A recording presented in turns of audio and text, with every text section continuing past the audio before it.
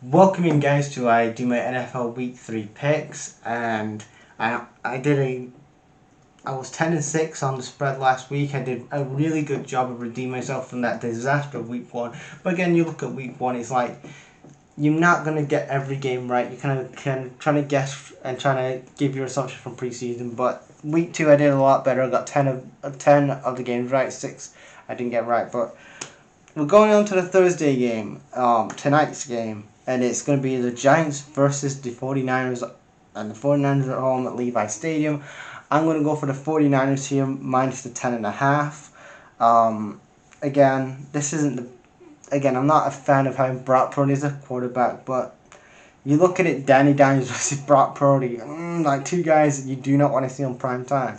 I'm going to say that the 49ers, I've got the 49ers winning here by minus 10.5. Going to the early Sunday games, we have the Anthony Richardson's Indianapolis Colts are on the road to the Baltimore Ravens and Lamar Jackson and OBJ. I'm going to go for the Ravens to the win, minus the 7.5.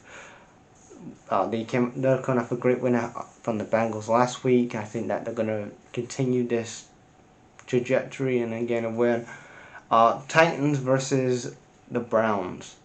Again, the Titans, they won last week.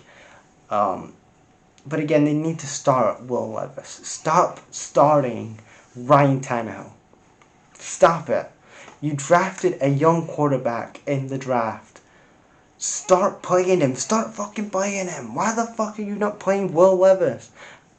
How the hell is Will Levis going to adapt to the NFL if he doesn't play? Oh, he's going to study behind Ryan Tannehill. Ryan Tannehill is not good. He should not be starting. Ryan Tannehill should not be starting. Should not be a starting quarterback in 2023. I'm sorry, but he should not be starting. What other team would Ryan Tannehill start for? Really? I mean, let's be honest here. He's not. Again, he's past his best. He's a okay quarterback. He's not even a starting quarterback. Start Will Levis and see what you have with the kid. Because again, you invested in him. You drafted him in the second round. Give him a chance. But I'm going here for the Browns minus the 3.5. Then we have the Falcons are on the road to my Detroit Lions. I'm going to go for the Lions minus the 3. I know that we lost in overtime last week, but I'm going to go for the Lions minus the 3. Falcons, they've had a good start to the season. They're 2-0. They're coming off a good win over the Packers most recently. Desmond Ritter's been okay, I guess, as quarterback. I'm not really convinced on him, but he's had an okay showing so far. But I'm going for the Lions minus the 3. Then we have the Saints versus the Packers. I'm going to go for the... Much as the Saints, again, they've had a good start to their season as well. They won on Monday night against a division rival in the Panthers. They're 2-0 for the first time in 10 years. I'm going to go for the Packers minus the 2. On this one, Texans versus the Jacksonville Jaguars. We have CJ Stroud versus Trevor Lawrence. I'm interested in seeing how that game goes, but I'm going to go here for the Jaguars to get the win minus the 8.5. We have the Broncos who are on the road to the Dolphins, and the Broncos are 2-0. And again, Russell Wilson is finished at this level. He is finished as a starting quarterback. He's finished. This guy, I said it last summer. I said when I did my recap with the Broncos, if I was George Patton, I would have absolutely got rid of Russell Wilson in the summer and paid $39 million. I would have paid Russell Wilson off, and then you wouldn't have to have like $39 million in dead cap space. Now you've got to have this big contract because again you're like, oh, we're gonna go all in, but you're going all in on a mid-30-year-old quarterback who's past his best. You've got to ask yourself, why did the Seattle Seahawks trade away their franchise quarterback over their 70-year-old head coach? Why was that? Why was that not a fucking red flag? Because that would have been a red flag for me. If a 70-year-old head coach is staying and your franchise quarterback for over a decade is actually getting traded away, that is a red flag, and everybody, George Patton and all the front office should be ashamed of themselves. But I'm going to go for the Dolphins here, minus 6.5. We have the Chargers versus the Vikings. Both teams have had really bad starts to the season. Brandon Staley's on the hot seat. In my opinion, I think if he doesn't win this game, he's got to be fired. Vikings, I've got the Vikings here minus the 1. Patriots versus the Jets. Bit of a slow start for the Patriots, but again, this is what happens when you have a legendary head coach that has football's maybe caught up with him. Maybe he isn't, Bill Belichick. Football has passed him. He isn't the same Bill Belichick. Football has, you know what I mean. So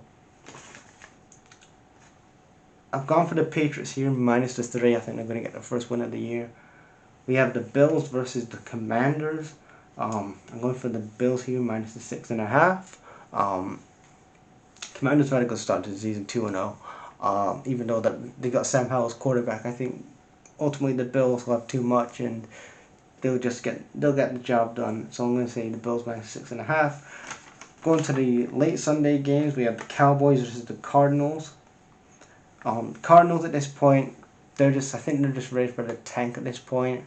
But again, I think they're ready to just see if they can get a first or second round pick in 2024. See if you can tank, see if you can maybe get yourself a quarterback or something like that. But this is the problem with the previous regime. Like you give Kyler Murray $160 million plus a homework bonus. Bad decisions in the front office of the Cardinals. The Cowboys are going over here minus the 12.5. Then we have the Bears versus the Chiefs on the road. Chiefs got the first win of the season last week against the Jags. They're back at home again. I'm going to say the Chiefs get the win minus 12.5.